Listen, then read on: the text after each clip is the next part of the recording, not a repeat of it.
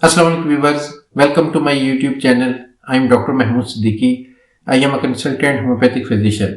आज हम जिस टॉपिक पे बात करेंगे उसका नाम है हेमोराइड। आज हम जानेंगे what is haemorrhoid, how many types of haemorrhoid, its causes, its sign and symptom, its prevention, medical test and examination and in the end homoeopathic treatment. Friends, जो लोग मेरी वीडियो फर्स्ट टाइम देख रहे हैं उनसे रिक्वेस्ट है कि आप मेरे चैनल को सब्सक्राइब करें सो दैट कि मेरी जितनी अपकमिंग मेडिकल वीडियोस होंगी और उसकी नोटिफिकेशन आपको टाइमली मिल सके। So let's start.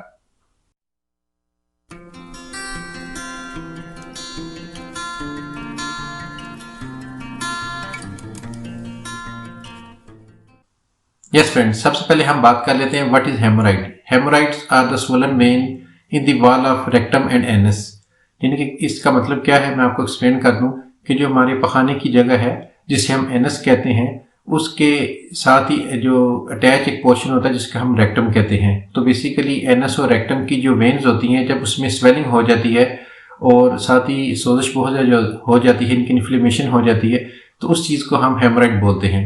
तो आपको मैं बताता हूँ कि normally there are two type of haemorrhoids. First one is internal haemorrhoid and second one is external haemorrhoid. अब इंटरनल हेमोराइड में क्या होता है कि जो एनस के अंदर वाली साइड है यानी कि रेक्टम का जो पोर्शन है, इसकी जो वेन्स हैं वो बहुत ज़्यादा स्वेल कर जाती हैं, उसमें बहुत ज़्यादा सोजिश हो जाती है, उसको हम इंटरनल हेमोराइड कहते हैं। यानी कि मौके आपके इंटरनल साइड पे बन जाते हैं। और जो एक्सटर्नल हेमोराइड है उसमें क्या होता है कि जो एनस के ऑल अराउंड है, इस पे जो है वो वेन जो है उनकी स्वेलिंग हो जाती है, जिसको हम आम जबान में कहते हैं जी हमें मौके बन गए, तो ये एक्सटर्नल हेमोराइड होती है। तो बेसिकली इसके आगे फिर फर्दर ग्रेड होते हैं, ग्रेड 1, ग्रेड 2, ग्रेड 3। तो ग्रेड 1 में क्या होता है कि आपके जो हेमोराइड हैं यानी कि मौके आपके एनस के इंटरनल साइड पे ही होते हैं और सम टाइम वो बहुत इन्फ्लेम्ड हो जाते हैं और साथ ही उसमें ब्लीडिंग होना शुरू हो जाती है पखाने के साथ। और ग्रेड 2 में क्या होता है कि जब पेशेंट टॉयलेट में जाता है और स्टूल जब पास करता है तो वो एक पेनफुल सिचुएशन होती है। प्लस ये होता है कि जो मौके हैं वो प्रोलैप्स कर जाते हैं और आउटर साइड पे आ जाते हैं, इनके हेमोराइड प्रोलैप्स कर जाती है और आउटर साइड पे आ जाती हैं आफ्टर पासिंग स्टूल।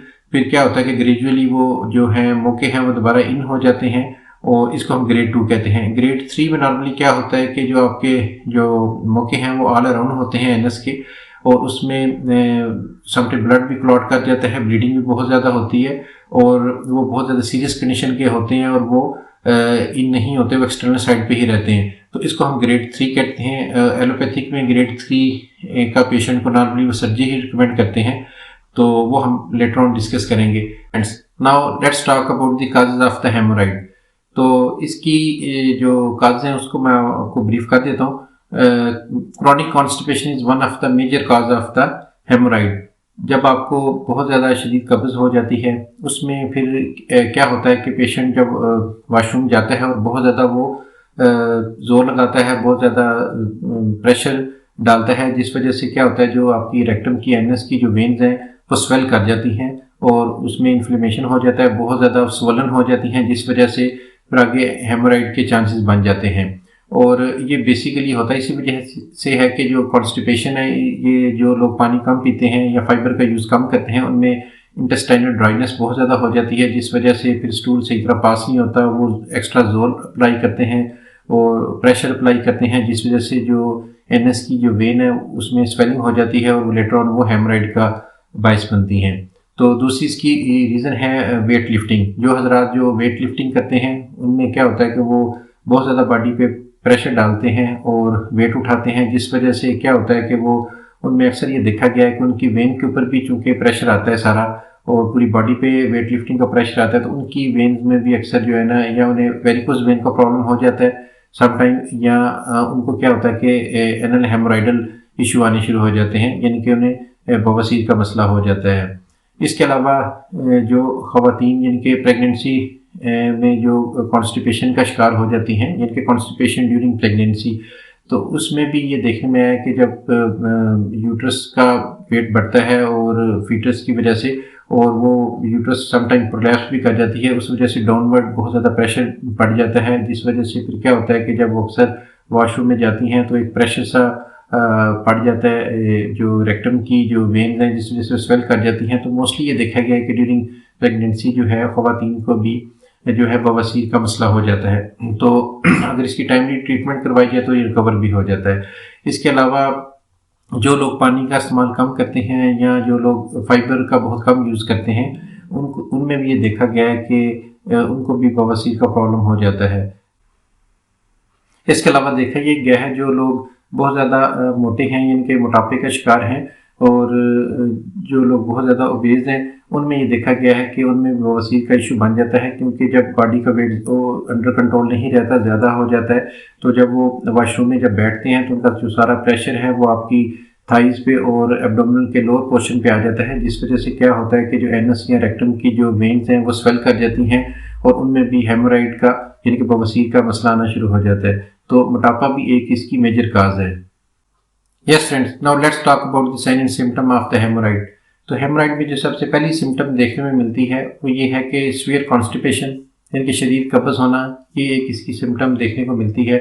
दूसरे नंबर पे क्या होता है कि मॉर्निंग टाइम में जब पेशेंट स्टूल पास करने जाता है तो उसे एनल ब्लीडिंग का प्रॉब्लम आता है, यानी कि पखाने के साथ उसे खून भी आता है। तो बेसिकली क्या होता है कि जो आपके जो मोके हैं यानी कि जो हेमोराइड्स हैं, बेसिकली उन्हीं में ब्लड होता है, और जब कॉन्स्टिपेशन की वजह से जब पेशेंट जोर लगाता है तो वही बेसिकली ब्लीड करती हैं, यानी कि आपका जो ब्लड है वो वेन्स के थ्रू ही वो सारा ब्लीड आउट हो रहा होता है।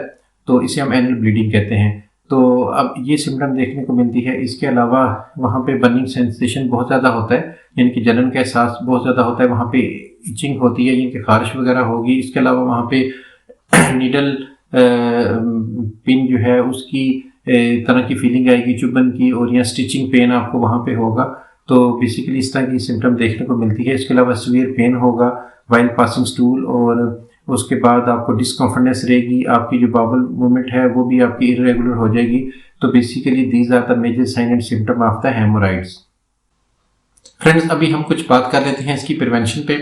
हेमोराइड की प्रिवेंशन पे अगर बात की जाए तो उसमें सबसे पहली जो इसकी जो चीज़ आती है वो है ड्रिंक प्लेंटी ऑफ वाटर, यानी कि आपने पानी की इंटेक बढ़ा देनी है, पानी आपने बहुत ज़्यादा पीना है ताकि आपको इंटेस्टाइनल ड्राइनेस ना हो और आपकी कॉन्स्टिपेशन की शिकायत ना हो।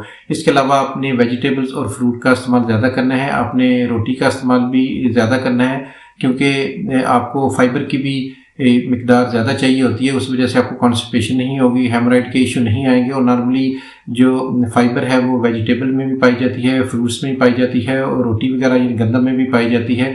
तो इसका इस्तेमाल आप ज़्यादा करें। और इसके अलावा आप जंक फूड जो है और जो स्पाइसी फूड है उसे आप परहेज़ करें, यानी कि अगर आपने मिर्च मसाला जो है वो यूज़ करना भी है तो रेड चिली की जगह ब्लैक पेपर जो है वो इस्तेमाल करें, और कम क्वांटिटी में इस्तेमाल करें, और कोशिश करें कि आप जो है वो पानी का इस्तेमाल ज़्यादा करें। फ्रेश जूसेस जो है वो जो घर में बनाए जाते हैं उसका इस्तेमाल ज़्यादा करें।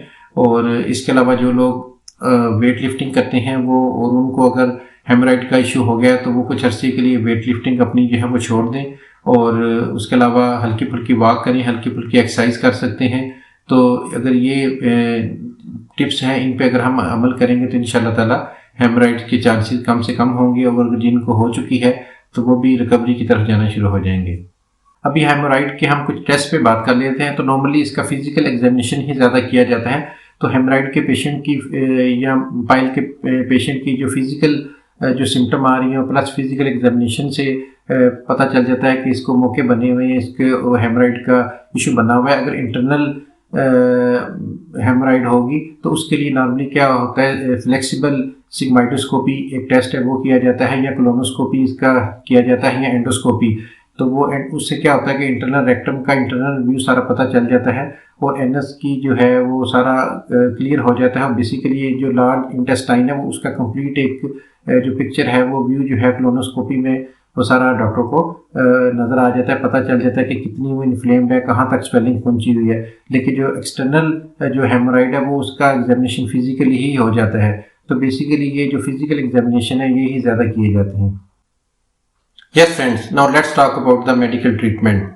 इन एलोपैथी क्या होता है कि अगर एक पेशेंट की विदाउट सर्जरी ट्रीटमेंट करनी हो तो नॉर्मली वो क्या करते हैं कि एक प्रोसीजर होता है जिसको हम कहते हैं रबर बैंड लिगेशन। तो ये बेसिकली एक टूल होता है जिसको लिगेटर कहते हैं। उसकी मदद से वो क्या करते हैं, जो एनल लम्प्स हैं यानी कि जो मौका है उसको ग्रिप करके उसके ऑल अराउंड एक रबर बैंड टाइट सा करके बांध देते हैं। जिसका मेन मकसद ये होता है कि ब्लड सप्लाई को कट ऑफ किया जाए, और जिस वजह से फिर वो जो मौका है वो श्रंक हो जाता है, वो डेड हो जाता है, और समटाइम पेशेंट रिकवर भी हो जाता है। लेकिन अगर पेशेंट ग्रेड 3 का है, यानी कैनल लम्प्स बहुत ज़्यादा उसके प्रोलैप्स कर गए हैं या उसका केस बिगड़ गया है, तो वो फिर देन सर्जिकल ट्रीटमेंट करते हैं। Anyway, in homeopathy there are number of effective medicines and gel which can be used for the treatment of hemorrhoid and pile, जो कि आपको सर्जरी से भी बचा सकती हैं। स्पेशली ग्रेड 1 और ग्रेड 2 की तो बहुत ही अच्छी ट्रीटमेंट है। ग्रेड 3 के पेशेंट भी रिकवर होने के चांसेस होते हैं अगर वो प्रॉपर ट्रीटमेंट करवाएं। एनीवे, एक चीज़ ये देखने में आई है कि बहुत सारे पेशेंट ऐसे भी एक्सपीरियंस हुए हैं कि जिन्होंने एलोपैथिक में सर्जिकल ट्रीटमेंट उन्होंने करवाई है, और कुछ उनकी अपनी भी बेहतियाती होती है कि वो दोबारा उन्हें सीवियर कॉन्स्टिपेशन हो जाती है, वो अपना ख्याल नहीं रखते, जिस वजह से फिर वो अगर बहुत अरसा उन्हें रहे इनके क्रॉनिक कॉन्स्टिपेशन हो जाए तो फिर दोबारा उनके जो है वो एनल और जो रेक्टम है उनकी जो वेन पे दोबारा प्रेशर पड़ता है और वो दोबारा हेमोराइड का बायस बनती हैं। होम्योपैथिक में आज आपको मैं 2 मेडिसिन बताऊंगा। ये बेसिकली ग्रेड 1 यानी कि इनिशियल जो हेमोराइड की ट्रीटमेंट के लिए बहुत ज़्यादा इफेक्टिव है। पहले नंबर पे आएंगे वो हैं ड्रॉप्स हैं, ठीक है। उनका नाम है पेओनिया ऑफिसिनालिस। ये मदर टिंचर में होंगे, ये लिक्विड फॉर्म में, ये किसी भी आप अच्छे होम्योपैथिक स्टोर से आप परचेज कर लें। ये जर्मनी के डॉक्टर एक्विग या डॉक्टर विल्मा श्वाबे के आप परचेज कर लें ड्रॉप्स।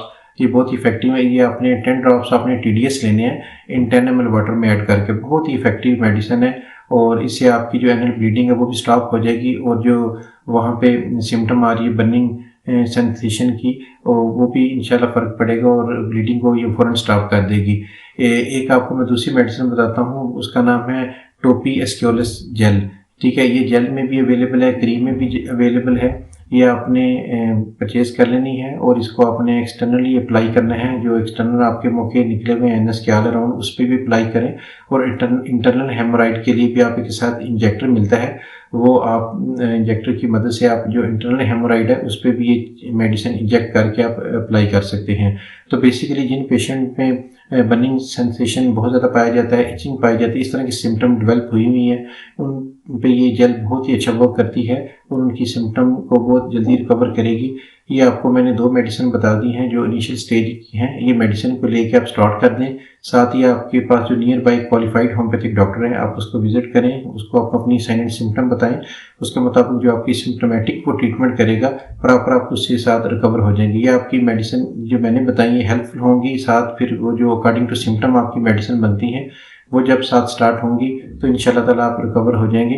अगर आप मुझसे ऑनलाइन ट्रीटमेंट करवाना चाह रहे हैं या मुझसे टेलीफोनिक कंसल्टेशन करना चाह रहे हैं तो स्क्रीन पे मेरा नाम नंबर आ रहा है, आप मुझसे रब्ता कर सकते हैं, मुझसे अपना इशू आप डिस्कस कर सकते हैं, मुझसे आप अपनी ट्रीटमेंट करवा सकते हैं। इंशाल्लाह with the blessing of almighty Allah आपका प्रॉब्लम रिजॉल्व हो जाएगा और आप ठीक हो जाएंगे।